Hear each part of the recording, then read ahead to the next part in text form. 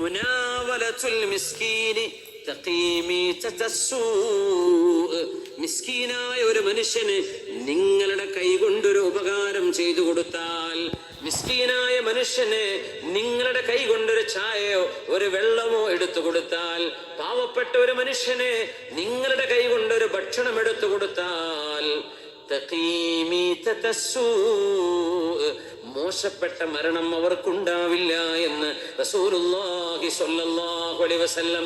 അതുകൊണ്ട് നല്ല ഒരു മരണം പ്രതീക്ഷിക്കുന്നവർ, അള്ളാഹുലേക്ക് നല്ലൊരു സൽക്കർമ്മം ചെയ്തുകൊണ്ട് മരിക്കണം എന്നാഗ്രഹിക്കുന്നവർ തീർച്ചയായും അവരുടെ കൈകൊണ്ട് പാവപ്പെട്ടവർക്ക് ഭക്ഷണം കൊടുക്കണം. എത്രയോ ഉമ്മമാർ നമ്മൾ കേൾക്കാറില്ലേ, ആര് വന്നാലും, ഏത് പരിചയമില്ലാത്ത ആള് വന്നാലും ഇപ്പൊ ഒരു പക്ഷേ സേഫ്റ്റി നോക്കേണ്ടി വരും. കാരണം യാചകന്മാരായി ചമഞ്ഞു വരുന്നവരിൽ കൊലയാളികൾ കാണാം, കള്ളന്മാർ കാണാം, മോഷ്ടാക്കൾ കാണാം.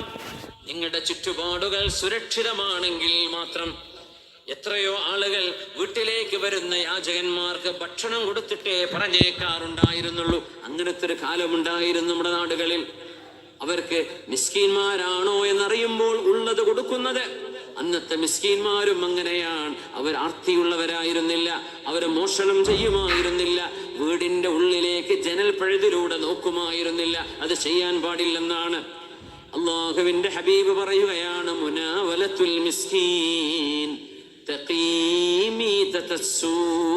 മിസ്കീനായ മനുഷ്യന് ഭക്ഷണം കൈകൊണ്ട് എടുത്തു കൊടുക്കുന്നത്, ഒരു സമ്മാനം എടുത്തു കൊടുക്കുന്നത്, ഒരു ദാനം സ്വന്തം കൈകൊണ്ട് ചെയ്യുന്നത്